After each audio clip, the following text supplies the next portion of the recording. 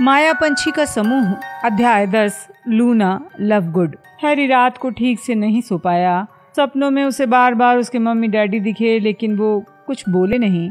उसने सपने में ये भी देखा कि मिसेस वीजली क्रीचर की लाश पर झुककर सुबक रही हैं, जबकि रॉन और हरमाइनी मुकुट पहनकर उन्हें देख रहे हैं। इसके अलावा हैरी ने एक बार फिर ये सपना देखा कि वो एक गलियारे में जा रहा है जिसके आखिर का एक दरवाज़ा बंद है। निशान दुखने के कारण वो अचानक जाग गया। उसने देखा रॉन पहले ही कपड़े पहन चुका है और उससे कुछ बोल रहा है। पूरे घर में हड़बड़ी का माहौल था। फटाफट कपड़े पहनते समय हैरी ने सुना कि संदूक उठाने की झंझट से बचने के लिए फ्रेड और जॉर्ज उन्हें जादू से सीढ़ियों के नीचे ले जा रहे हैं। इसका नतीजा ये हुआ कि संदूक धड़धड़ाते हुए सीधे जिनी से टकरा गए। वो 2 लंबी सीढ़ियों पर लुढ़कती हुई हॉल में गिर गई। मिसेस ब्लैक और मिसेस वीजली दोनों ही पूरी ताकत से चीख रही थी। हैरी जूते पहन रहा था, तभी हरमाइनी तेजी से कमरे में आई। हेडविग उसके कंधे पर लहरा रही थी और कसमसाती हुई क्रूकशैंक्स उसकी बाहों में जकड़ी हुई थी। मम्मी डैडी ने अभी अभी हेडविग को वापस भेजा है। हेडविग उड़कर पिंजरे के ऊपर पहुंच गई। क्या तुम तैयार हो गए? बस हो ही गया। जिनी तो ठीक है? हैरी ने अपना चश्मा पहनते हुए पूछा।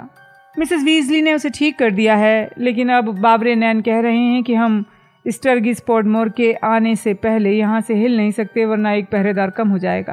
पहरेदार? हमें पहरे में किंग्स क्रॉस स्टेशन जाना पड़ेगा। तुम्हें पहरे में किंग्स क्रॉस स्टेशन जाना पड़ेगा, हरमाइनी ने उसकी बात सुधारते हुए कहा। क्यों? हैरी ने चिढ़कर कहा। मैं तो सोच रहा था कि वोल्डेमॉर्ट इस वक्त छिपा हुआ है। तुम ये तो नहीं कहना चाहती कि वो किसी कूड़ेदान के पीछे से निकलकर मुझ पर हमला कर देगा? मुझे क्या पता। मैं तो तुम्हें बाबरे नैन की कही बात बता रही हूँ, हरमाइनी ने अपनी घड़ी देखते हुए कहा। लेकिन अगर हम जल्दी ही नहीं निकले तो हमारी ट्रेन सचमुच छूट जाएगी। तुम लोग नीचे आ रहे हो या नहीं? मिसेस वीजली गरजी। हरमाइनी इस तरह उछली जैसे किसी ने उसे आग की सलाख से दाग दिया हो। फिर वो धड़धड़ाती हुई कमरे से निकल गई। हैरी ने हेडविग को जल्दी से उसके पिंजरे में डाला और संदूक घसीटता हुआ हरमाइनी के पीछे पीछे सीढ़ियां उतरने लगा। मिसेस ब्लैक की तस्वीर गुस्से में चिल्ला रही थी। हैरी, तुम्हें मेरे और टोंक्स के साथ चलना है। मिसेस वीजली जोर से चिल्लाईं ताकि बदजातों, घटिया लोगों, गंदी नाले के कीड़ों की लगातार चीखों के बावजूद उनकी आवाज सुनाई दे सके। अपने संदूक और उल्लू यहीं छोड़ दो, अलेस्टर सारा सामान पहुंचा देंगे। ओह भगवान के लिए सीरियस, डंबलडोर ने मना किया था। जब हैरी मिसेस वीजली के पास पहुंचने के लिए हॉल में रखे बहुत से संदूकों को लांघ रहा था, तभी एक भालू जैसा काला कुत्ता उसकी बगल में आ गया। ओह सच्ची, मिसेस वीजली निराशा भरी आवाज में बोली। अगर कोई गड़बड़ हुई तो सारी जिम्मेदारी तुम्हारी होगी। उन्होंने सामने वाला दरवाज़ा खोला और सितंबर की नर्म धूप में बाहर निकल गईं। हैरी और कुत्ता भी उनके पीछे पीछे बाहर पहुंच गए। दरवाज़ा उनके पीछे धड़ाम से बंद हो गया। मिसेस ब्लैक की चीखें सुनाई देना बंद हो गईं। जब वे 12 नंबर के मकान की सीढ़ियों के नीचे पहुंचे तो हैरी ने देखा कि टोंक्स फुटपाथ पर पहुंचते ही गायब हो गई। उसने चारों तरफ देखते हुए पूछा, टोंक्स कहाँ गई? वो सामने हमारा इंतजार कर रही है, मिसेस वीजली ने सख्त लहजे में कहा और हैरी के बगल में चल रहे काले कुत्ते से अपनी आंखें हटा ली। मोड़ पर एक बूढ़ी औरत ने उनका अभिवादन किया। उसके बाल बहुत ज्यादा घुंघराले और भूरे थे। उसने एक बैगनी हैट पहन रखा था जो मटन पाई जैसा दिख रहा था। वाह हैरी, उसने आंखें मिचमिचाते हुए कहा और फिर घड़ी देखते हुए आगे जोड़ दिया। जल्दी करना चाहिए, है ना मॉली? मुझे पता है, मिसेस वीजली दुख भरी आवाज में बोली और तेज बाबरे नैन स्टर्गिस का इंतजार करना चाहते हैं। काश आर्थर एक बार फिर मंत्रालय से कार मंगवा पाते, लेकिन फज तो आजकल उन्हें स्याही की खाली बोतल भी नहीं लाने देंगे। वो काला कुत्ता खुशी से भौंकता हुआ उनके चारों तरफ उछलता कूदता रहा। वो कभी चिड़ियों का पीछा करता रहा तो कभी अपनी पूंछ का। हैरी अपनी हंसी नहीं रोक पाया। सीरियस बहुत लंबे समय से मकान के भीतर कैद था। मिसेस वीजली ने पिटूनिया आंटी के अंदाज में होंठ सिकोड़ लिए। पैदल पैदल किंग्स क्रॉस स्टेशन पहुंचने में उन्हें 20 मिनट लग गए। रास्ते में कोई अप्रत्याशित घटना नहीं हुई। बस यही हुआ कि हैरी का दिल बहलाने के लिए सीरियस ने कुछ बिल्लियों को डराया।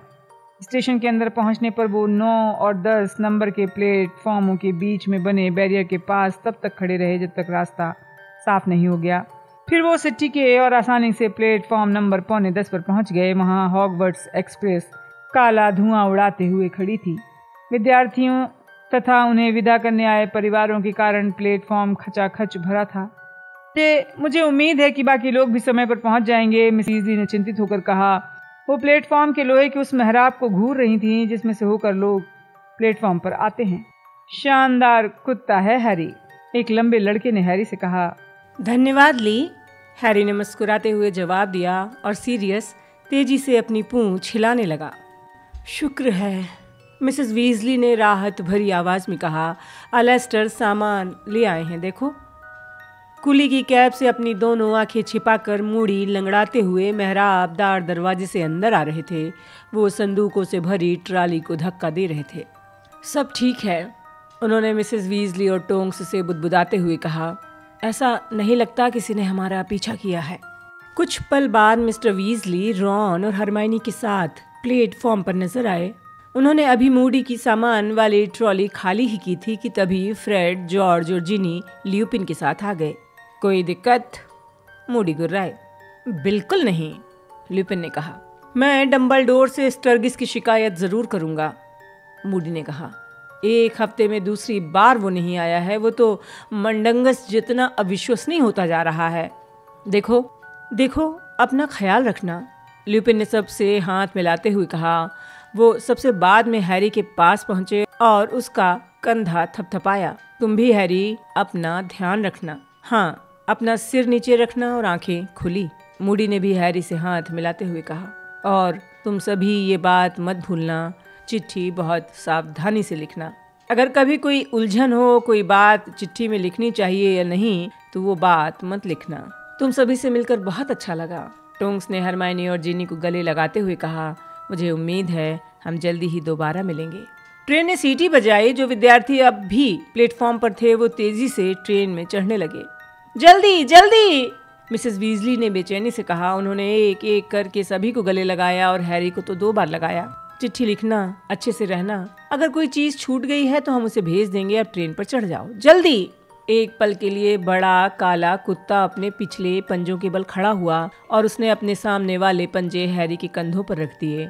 लेकिन मिसेस वीजली ने हैरी को ट्रेन के दरवाजे की तरफ धक्का देते हुए कहा, भगवान के लिए सीरियस, कुत्ते की तरह बर्ताव करो। मिलते हैं। ट्रेन चलने पर हैरी ने खुली खिड़की से कहा। रॉन, हरमाइनी और जिनी भी उसकी बगल में हाथ हिला रहे थे।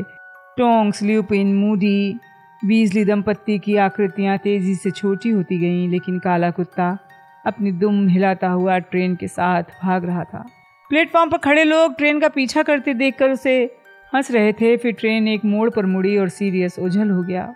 हरमाइनी ने चिंतित आवाज में कहा, उसे हमारे साथ घर के बाहर नहीं आना चाहिए था। ओह, चिंता मत करो, बेचारे ने कई महीनों से धूप नहीं देखी थी, रॉन ने कहा। फ्रेड ने ताली बजाते हुए कहा, हम दिन भर गपशप नहीं कर सकते, हमें ली के साथ बिजनेस संबंधी बातचीत करनी है, बाद में मिलते हैं।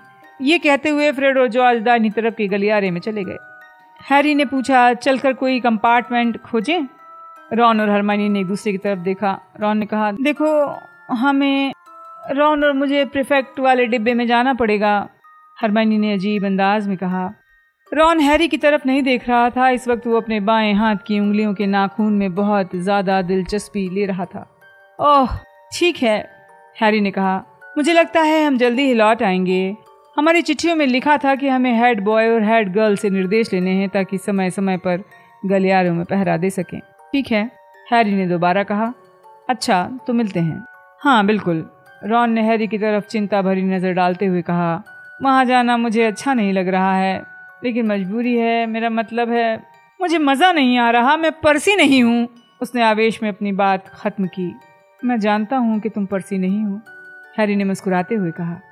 लेकिन जब हरमाइनी और रॉन अपने संदूक, क्रूकशैंक्स और पिंजरे में बंद पिग्विजियन को खींचते हुए ट्रेन के इंजन वाले सिरे की तरफ गए तो हैरी को अजीब एहसास हुआ।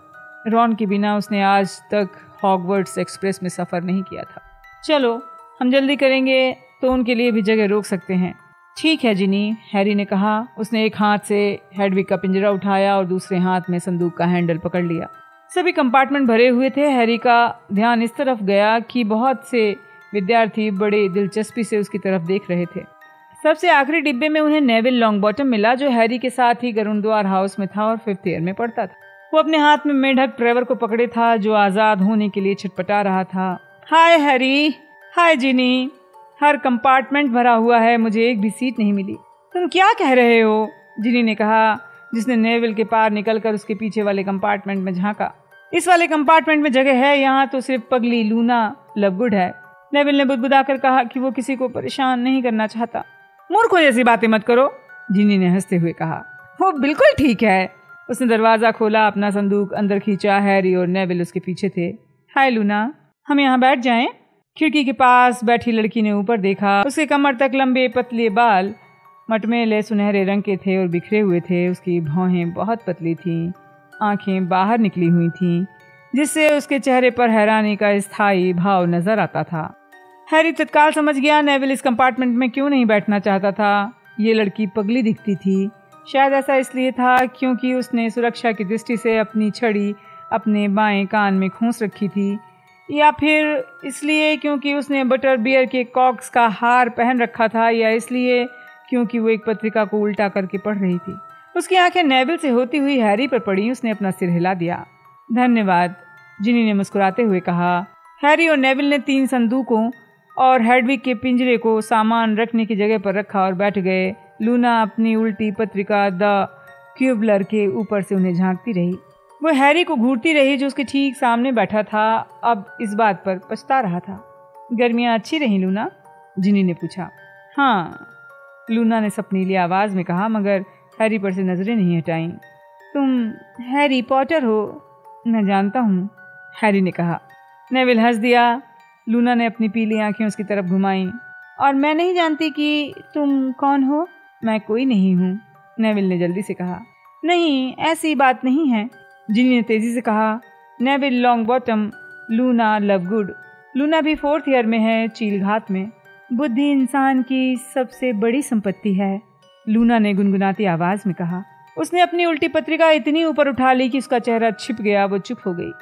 हैरी और नेविल ने भौहें उठाकर एक दूसरे की तरफ देखा। जिनी अपनी हंसी रोकने की कोशिश कर रही थी। ट्रेन धड़धड़ाती हुई देहाती इलाके से गुजरती रही। नेविल ने कहा, अंदाजा लगाओ मुझे जन्मदिन पर क्या मिला? एक और भूल न जाना यंत्र। हैरी ने उस गोल मशीन को याद करते हुए कहा, जो नेविल की दादी ने उसकी बहुत बुरी याददाश्त को सुधारने की कोशिश में उसे भेजा था। नहीं, हालांकि मुझे उसकी जरूरत थी। मेरा पुराना भूल न जाना यंत्र तो बहुत पहले ही गुम हो गया है। इसकी तरफ देखो। उसने अपने हाथ में ट्रेवर को कसकर पकड़ रखा था। उसने अपना दूसरा हाथ स्कूल बैग में डाला और थोड़ा टटोलने के बाद एक ऐसी चीज निकाली जो गमले में लगे छोटे कैक्टस जैसी दिख रही थी। फर्क इतना था कि इस पौधे में कांटों की जगह फोड़े थे। मिम्बुलस मिम्बल्टोनिया, उसने गर्व से कहा। हैरी ने उस पौधे की तरफ देखा। पौधा थोड़ा हिल रहा था और इतना भयंकर दिख रहा था जैसे कोई बीमार अंदरूनी अंग हो। ये सचमुच दुर्लभ है। मुझे नहीं पता ये हॉगवर्ट्स के ग्रीन हाउस में भी है या नहीं। मैं इसे प्रोफेसर स्प्राउट को दिखाने के लिए बेताब हूँ। मेरे ग्रेट अंकल एल्गी इसे मेरे लिए एसीरिया से लाए हैं। मैं ये देखना चाहता हूँ कि इसकी कलम से और पौधे उग सकते हैं या नहीं। हैरी जानता था नेविल का प्रिय विषय जड़ी बूटी विज्ञान है, लेकिन उसे समझ नहीं आया कि वो इस विचित्र पौधे के साथ क्या करना चाहता है। क्या ये कुछ करता है? हैरी ने पूछा। बहुत सी चीजें। इसका सुरक्षा तंत्र गजब का है, मैं तुम्हें दिखाता हूँ। जरा ट्रेवर को पकड़ो। नेविल ने मेढक को हैरी की गोद में डाल दिया और अपने बैग से एक कलम निकाली। लूना लवगुड की बाहर निकलती आंखें उसकी उल्टी पत्रिका के ऊपर से दोबारा नजर आने लगी। वो देखना चाहती थी कि नेविल क्या कर रहा है। नेविल ने मिम्बुलस मिम्बल्टोनिया को अपनी आंखों के पास रखा। अपनी जीभ दांतों के बीच दबाने के बाद उसने अपनी कलम की नोक से पौधे को तेजी से दबाया। पौधे के हर फोड़े से फव्वारे की तरह रस उड़ने लगा। मोटी बदबूदार गहरी हरी फुहारें वो छत, खिड़कियों और लूना लवगुड की पत्रिका पर पड़ी। जिनी ने समय रहते अपनी बाहों से चेहरा ढक लिया, इसलिए उसे देखकर ऐसा लग रहा था जैसे उसने हरे रंग का हैट पहना हो। लेकिन हैरी तो ट्रेवर को पकड़े था, इसलिए फुहार उसके चेहरे पर पड़ी। उसे खाद जैसी बदबू आई। नेविल का पूरा चेहरा और शरीर लथपथ हो चुका था। उसने अपनी आंखों से रस निकालने के लिए सिर झटका। माफ करना, उसने हाँफते हुए कहा, मैंने पहले ऐसा करके नहीं देखा था, मुझे पता नहीं था इसका इतना सारा रस। लेकिन चिंता मत करो, दुर्गंध द्रव जहरीला नहीं होता। उसी पल कंपार्टमेंट का दरवाज़ा खुला। ओह, हेलो हैरी, एक घबराई हुई आवाज़ आई। अरे, गलत समय पर आ गई। हैरी ने जिस हाथ से ट्रेवर को नहीं पकड़ रखा था उससे अपने चश्मे का कांच साफ किया। दरवाजे पर लंबे चमकदार काले बालों वाली एक बहुत सुंदर लड़की खड़ी थी जो उसकी तरफ देखकर मुस्कुरा रही थी। ये चो चैंग थी जो चील घाट क्विडिच टीम की खोजी थी। ओह हाय, हैरी ने सूनेपन से कहा। चो ने कहा, मैं तो सिर्फ हेलो कहने आई थी, फिर मिलते हैं। हैरी पीछे टिककर बैठ गया और कराहने लगा। उसे अच्छा लगता अगर चो उसे बहुत शानदार लोगों के साथ बैठा देखती जो उसके सुनाए चुटकुले पर जोर जोर से हंस रहे होते। वो ये मौका तो कभी नहीं चुनता कि चो उसे नेविल और लूना लवगुड के साथ मेंढक थामे और दुर्गंध द्रव में नहाया हुआ देखे। कोई बात नहीं, जिनी ने हौसला बंधाते हुए कहा, देखो हम इससे आसानी से छुटकारा पा सकते हैं। उसने छड़ी बाहर निकाली, मंत्र पढ़ दिया, स्वच्छ हो। दुर्गंध द्रव गायब हो गया। सॉरी, नेविल ने धीमी आवाज में एक बार फिर कहा। रॉन और हरमाइनी लगभग घंटे भर तक नहीं लौटे। भोजन की ट्रॉली आकर जा चुकी थी। हैरी, जिनी और नेविल अपनी अपनी कद्दू की पेस्ट्रीज खत्म कर चुके थे। वे चॉकलेट मेंढक के कार्ड्स की अदला बदली करने में व्यस्त थे। तभी कंपार्टमेंट का दरवाज़ा खुला। रॉन और हरमाइनी अंदर आ गए। उनके साथ क्रूकशैंक्स और तेजी से चीखता हुआ पिगविजियन भी थे। मैं तो भूख से मरा जा रहा हूँ। रॉन ने पिगविजियन को जल्दी से हेडविग के पास रखा। हैरी से एक चॉकलेट मेंढक झपटा और उसके पास वाली सीट पर धम से बैठ गया। उसने रैपर फाड़ा, मेंढक का सिर काटा और आंखें बंद करके पीछे टिक गया जैसे बहुत थक गया हो। हर हाउस से 5th ईयर के 2 प्रीफेक्ट्स बनाए गए हैं, हरमाइनी ने कहा, जो अपनी सीट पर बैठते समय बहुत असंतुष्ट दिख रही थी। एक लड़का और एक लड़की। और जानते हो नाग शक्ति का प्रीफेक्ट कौन है? रॉन ने कहा, जिसकी आंखें अभी बंद थीं। मेल्फॉय। हैरी ने तत्काल जवाब दिया। उसे यकीन था उसका बुरा डर सही साबित हो जाएगा। बिल्कुल ठीक कहा, रॉन ने कटुता से कहते हुए बाकी का मेंढक अपने मुंह में ठूस लिया। दूसरा मेंढक उठा लिया। और वो भैंस पेंसी पार्किंसन, हरमाइनी ने मुंह बनाकर कहा। वो प्रीफेक्ट कैसे बन सकती है? उसका दिमाग तो दैत्य से भी ज्यादा मोटा है। मेहनतकश से कौन बना है? हैरी ने पूछा। अर्नी मैकमिलन और हन्ना एबॉट, रॉन ने कहा। हरमाइनी बोली, और चीलघाट से एंथनी गोल्डस्टीन और पद्मा पाटिल। एक रहस्यमयी आवाज आई। तुम पद्मा पाटिल के साथ यूल डांस में गए थे? सबने मुड़कर लूना लवगुड को देखा जो क्विबलर पत्रिका के ऊपर से रॉन को अपलक देख रही थी। रॉन ने अपने मुंह में भरा मेढक निकल लिया। हाँ, मैं जानता हूँ, उसने थोड़ा हैरान दिखते हुए कहा। उसे उसमें ज्यादा मजा नहीं आया था। लूना ने उसे जानकारी दी। तुम्हारा व्यवहार उसे अच्छा नहीं लगा क्योंकि तुमने उसके साथ डांस नहीं किया था। वैसे अगर मैं होती तो मुझे इस बात से कोई दिक्कत नहीं होती, उसने कुछ सोचते हुए आगे कहा, क्योंकि मुझे डांस करना यूं भी ज्यादा पसंद नहीं है। उसने एक बार फिर क्विबलर के पीछे चेहरा छिपा लिया। रॉन पत्रिका के कवर को कुछ पल तक मुंह फाड़े घूरता रहा। फिर उसने जिनी की तरफ देखा ताकि कुछ समझ सके, लेकिन जिनी ने हंसी रोकने के लिए अपने मुंह में उंगलियां ठूंस रखी थी। रॉन ने अपना सिर हिलाया, मुस्कुराकर घड़ी देखी। उसने हैरी और नेविल को बताया, हम लोगों को समय समय पर गलियारों में पहरा देना है। मैं तो क्रैब और गोयल के पकड़ में आने का इंतजार कर रहा हूँ। हरमाइनी ने तीखी आवाज में कहा। तुम्हें अपने पद का दुरुपयोग नहीं करना चाहिए रॉन। हाँ, सही कहा, क्योंकि मेल्फॉय तो इसका जरा भी दुरुपयोग नहीं करेगा, रॉन ने कटुता से कहा। तो तुम उसके जितना नीचे गिरना चाहते हो? नहीं, मैं पक्का कर लेना चाहता हूँ कि वो मेरे दोस्तों को सजा दे, उसके पहले मैं उसके दोस्तों को मजा चखा दूं। भगवान के लिए रॉन, मैं गोयल को लिखने की सजा दूंगा, वो मर जाएगा, उसे लिखने से नफरत है, रॉन ने खुशी से कहा। उसने अपनी आवाज नीची करके गोयल जैसी की और चेहरे पर दर्द का भाव लाकर बीच हवा में लिखने का नाटक किया। मुझे बैबून के पिछवाड़े की तरह नहीं दिखना चाहिए। सभी लोग हंस पड़े, लेकिन कोई भी लूना लवगुड जितना जोर से नहीं हंसा। उसके मुंह से खुशी की चीख निकल गई। लूना इतनी जमकर हंसी थी कि उसकी पत्रिका उसके हाथ से छूटकर पैरों पर फिसली और फर्श पर गिर गई। ये बहुत मजेदार था। उसकी बाहर निकलती आंखों में आंसू तैर रहे थे। वो सांस लेने के लिए रुकी और रॉन की तरफ घूरने लगी। पूरी तरह हैरान रॉन ने बाकी लोगों की तरफ देखा, जो अब उसके चेहरे के भाव और लूना लवगुड की आश्चर्यजनक लंबी हंसी के कारण हंस रहे थे। लूना आगे पीछे हो रही थी, अपना पेट पकड़े थी। तुम मेरा मजाक उड़ा रही हो? रॉन ने उसकी तरफ त्योरियां चढ़ाकर कहा। बहबून का पिछवाड़ा, लूना ने अपनी पसलियों को थामते हुए कहा। बाकी सभी लूना को हंसते हुए देख रहे थे, लेकिन हैरी फर्श पर पड़ी पत्रिका, उसमें एक ऐसी चीज दिखी जिसके कारण उसने उसे लपक कर उठा लिया। पत्रिका उल्टी होने के कारण पहले वो ये नहीं समझ पाया कि कवर पर तस्वीर किसकी थी, लेकिन अब हैरी को यह एहसास हुआ कि ये तो कर्नेलियस फज का बुरा सा कार्टून था। हैरी फज को उनके हरे हैट के कारण पहचान गया था। कार्टून का शीर्षक था, फज ग्रीन गॉड पर कब्जा जमाने के लिए कितना नीचे गिर सकते हैं। कार्टून में फज ने एक हाथ में सोने के सिक्कों की थैली पकड़ रखी थी और दूसरे हाथ से वो पिशाच का गला दबा रहे थे। इसके नीचे पत्रिका के भीतर छपे बाकी लेखों के शीर्षक थे, क्विडिच लीग में भ्रष्टाचार, टॉर्नेडो किस तरह जीत रहे हैं, पुरातन लिपियों के रहस्यों का खुलासा, सीरियस ब्लैक, खलनायक या शिकार। क्या मैं इसे देख सकता हूँ? हैरी ने लूना से उत्सुकता से पूछा। उसने सिर हिला दिया। वो रॉन को देख रही थी और हंसी के मारे निढाल थी। हैरी पत्रिका खोलकर विषय सूची पर निगाह डालने लगा। वो उस पत्रिका को भूल चुका था जो किंग्सले ने सीरियस तक पहुंचाने के लिए मिस्टर वीजली को दी थी, लेकिन शायद वो पत्रिका क्विबलर का यही अंक था। उसे पन्ना मिल गया। वो रोमांचित होकर लेख की तरफ मुड़ा। इसमें भी एक बुरा सा कार्टून बना था। सच तो ये था कि अगर इसके नीचे शीर्षक नहीं दिया होता तो हैरी को पता ही नहीं चलता कि ये सीरियस का कार्टून है। सीरियस अपनी छड़ी तानकर हड्डियों के ढेर पर खड़ा था। लेख का शीर्षक था, सीरियस ब्लैक की पहेली, कुख्यात सामूहिक हत्यारा या मासूम मशहूर गायक। हैरी ने ये वाक्य कई बार पढ़ा। उसने सोचा, सीरियस कब से मशहूर गायक हो गया? 14 सालों से लोग ये मानते आ रहे हैं कि सीरियस ब्लैक ने 12 मासूम मगलुओं और एक जादूगर की हत्या की थी।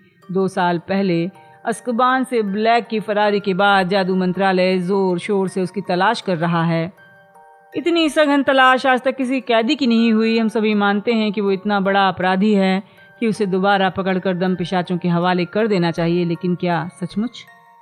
हाल में ही नया सनसनीखेज सबूत सामने आया है जिससे पता चला है कि शायद सीरियस ब्लैक ने वो हत्याएं की ही नहीं थी जिसके लिए उसे अस्कबान भेजा गया था। 18 एकेंथिया के वे लिटिल नॉटले डोरिस पार्किस कहती हैं कि ब्लैक उन हत्याओं के समय घटना स्थल पर मौजूद ही नहीं था। मिस पार्किस कहती हैं लोगों को ये एहसास ही नहीं है कि सीरियस ब्लैक एक झूठा नाम है। जिस आदमी को लोग सीरियस ब्लैक समझते हैं वो दरअसल स्टबी बोर्डमैन है, जो लोकप्रिय गायक समूह द हॉबगॉब्लिन्स का प्रमुख गायक था। लगभग 15 साल पहले लिटिल नॉर्टन चर्च हॉल में एक संगीत कार्यक्रम के दौरान कान पर एक शलजम पड़ने के कारण उसे सार्वजनिक जीवन से संन्यास लेना पड़ा था। मैं अखबार में उसकी तस्वीर देखते ही पहचान गई थी। स्टबी ये अपराध कर ही नहीं सकता था क्योंकि उस दिन वो मेरे साथ रोमांटिक कैंडल लाइट डिनर कर रहा था। मैंने जादू मंत्री को ये बात लिखी है और मैं उम्मीद कर रही हूँ वो किसी भी दिन स्टबी उर्फ सीरियस को दोष मुक्त कर देंगे। हैरी ने पढ़ना खत्म किया। विश्वास से पन्ने की तरफ देखा। उसने सोचा शायद मजाक है, शायद पत्रिका अक्सर मजाकिया लेख छापती होगी। उसने कुछ पन्ने पीछे जाकर फज वाले लेख पर नजर डाली। जादू मंत्री कॉर्नेलियस फज ने इस बात से इनकार किया है कि वो जादूगरों के बैंक ग्रीन गॉड पर कब्जा करना चाहते हैं। जब उन्हें 5 साल पहले जादू मंत्री चुना गया था तब से उन्होंने हमेशा इस बात पर जोर दिया है कि वो हमारे सोने के रक्षकों के साथ शांतिपूर्ण सहयोग से अधिक कुछ नहीं करना चाहते। पर क्या सचमुच ऐसा है? मंत्री जी के करीबी सूत्रों ने हाल में खुलासा किया है कि फज की सबसे प्रिय महत्वाकांक्षा पिशाचों के सोने पर कब्जा करना है और आवश्यकता पड़ने पर वो शक्ति का प्रयोग करने से नहीं हिचकिचाएंगे।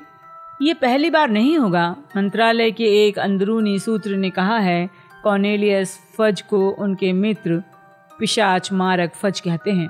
अगर चोरी छुपे उनकी बात सुनी जाए तो वो हमेशा अकेले में पिशाचों के बारे में बातें करते हैं जिनका उन्होंने सफाया किया था, जिन्हें उन्होंने डुबाया था, जिन्हें उन्होंने ऊंची इमारतों से नीचे फेंकवाया था, जहर दिलवाया था और उन्हें आग की भट्टी में भुनवाया था।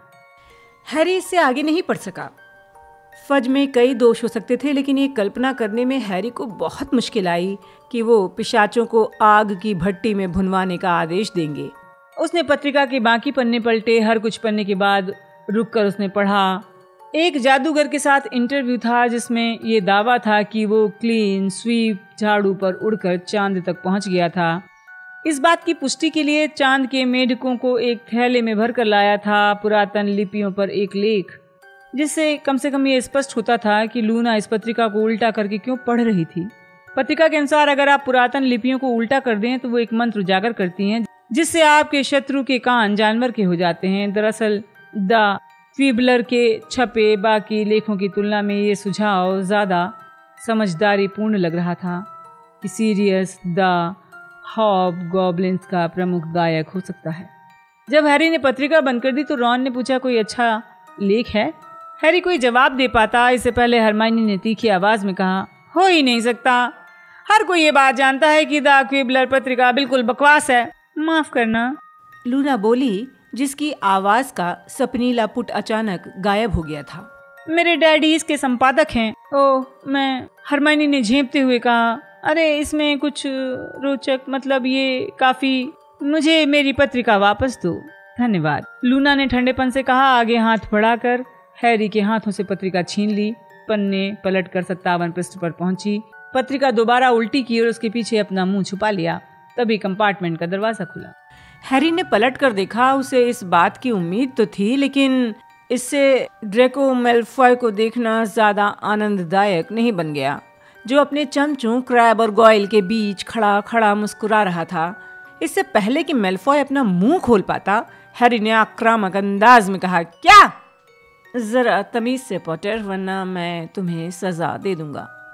मैलफॉय ने धीमी आवाज में कहा। उसके चमकते सुनहरे बाल और नुकीली ठुड्डी उसके पिता जैसी थी। देखो, मुझे प्रीफेक्ट बनाया गया है जबकि तुम्हें नहीं। इसका मतलब मेरे पास सजा देने की शक्ति है जो तुम्हारे पास नहीं है। हाँ, लेकिन तुम मूर्ख हो जो मैं नहीं हूं, इसलिए तुम बाहर निकल जाओ और हमें अकेला छोड़ दो, हैरी ने तुरंत कहा। रॉन, हरमाइनी, जिनी और नेविल हंस पड़े। मैलफॉय का होंठ सिकुड़ गया। उसने पूछा, पॉटर, जरा ये तो बताओ, वीजली के पीछे रहना कैसा लगता है? चुप रहो मैलफॉय, हरमाइनी तीखी आवाज में बोली। लगता है मैंने किसी की दुखती रग पर हाथ रख दिया। अच्छा, जरा संभल कर रहना पॉटर, क्योंकि मैं कुत्ते की तरह तुम्हारा पीछा करूंगा और देखूंगा कहीं तुम्हारे कदम भटक तो नहीं रहे। बाहर निकल जाओ, हरमाइनी ने खड़े होते हुए कहा। मुस्कुराकर मैलफॉय ने आखिरी बार हैरी पर दुष्टतापूर्ण निगाह डाली और बाहर निकल गया। क्रैब और गॉयल उसके पीछे पीछे चले गए।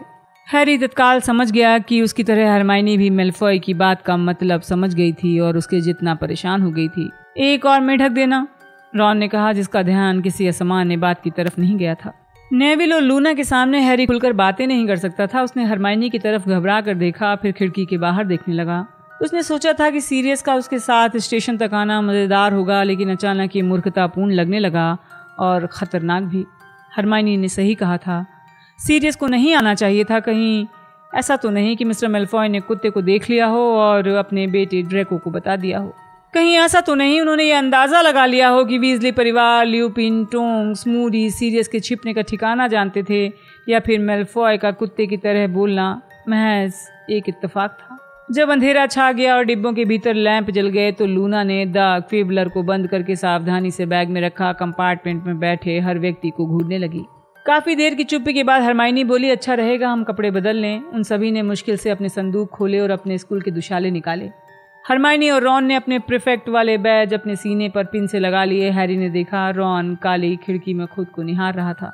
आखिरकार ट्रेन धीमी होने लगी। उन्हें सामान्य शोर शराबा सुनाई देने लगा। सभी विद्यार्थी अपना सामान निकालने लगे, पालतू जानवरों को संभालने लगे, उतरने की तैयारी करने लगे। रॉन और हरमाइनी को सब पर निगाह रखनी थी, इसलिए वो एक बार फिर डिब्बे से चले गए। क्रूकशैंक्स और पिगविजियन की देखभाल का जिम्मा हैरी और बाकी विद्यार्थियों को सौंप कर गए। अगर तुम चाहो तो मैं उस उल्लू को उठा लेती हूँ, लूना ने हैरी से कहा और पिगविजियन की तरफ हाथ बढ़ा दिया। नेविल ने ट्रेवर को भीतर वाली जेब में रखा। ओह धन्यवाद, हैरी ने कहा और पिंजरा दे दिया। फिर उसने हेडविग के पिंजरे को अपने हाथ में कसकर पकड़ लिया। जब वो कंपार्टमेंट के बाहर निकले और गलियारे की भीड़ में शामिल हुए तो उनके चेहरों पर रात की हवा की पहली चुभन महसूस हुई। हैरी को देवदार पेड़ों की खुशबू आ रही थी जो झील के रास्ते पर दोनों तरफ लगे थे। वो प्लेटफॉर्म पर उतरा। वो जानी पहचानी आवाज को सुनने के लिए बेताब था जो हमेशा कहती थी, फर्स्ट ईयर के विद्यार्थी यहाँ आ जाओ, फर्स्ट ईयर। लेकिन वो आवाज सुनाई नहीं दी। इसके बजाय एक बहुत ही अलग आवाज सुनाई दी। कोई औरत तेज आवाज में पुकार रही थी, फर्स्ट ईयर के विद्यार्थी लाइन बनाकर यहाँ आए प्लीज। फर्स्ट ईयर के विद्यार्थी मेरे पास। एक लालटेन हैरी की तरफ झूठी हुई आई। इसकी रोशनी में उसने प्रोफेसर ग्रबली प्लैंक की उभरी हुई ठुड्डी के छोटे बाल देखे। पिछले साल उन्होंने कुछ समय तक हैग्रिड की जगह पर जादुई प्राणियों के देखभाल की क्लास ली थी। हैग्रिड कहाँ है? हैरी ने जोर से पूछा। क्या पता, जिनी ने कहा, लेकिन अच्छा होगा कि हम रास्ते से हट जाएं, हम दरवाजे पर खड़े हैं। ओह हाँ। प्लेटफॉर्म पर आगे बढ़ते गए और स्टेशन से बाहर निकलते समय हैरी और जिनी अलग अलग हो गए। भीड़ की धक्का मुक्की के बीच हैरी ने अंधेरे में आंखें फाड़कर हैग्रिड की झलक देखने की कोशिश की, लेकिन उसका नामो निशान तक नहीं था।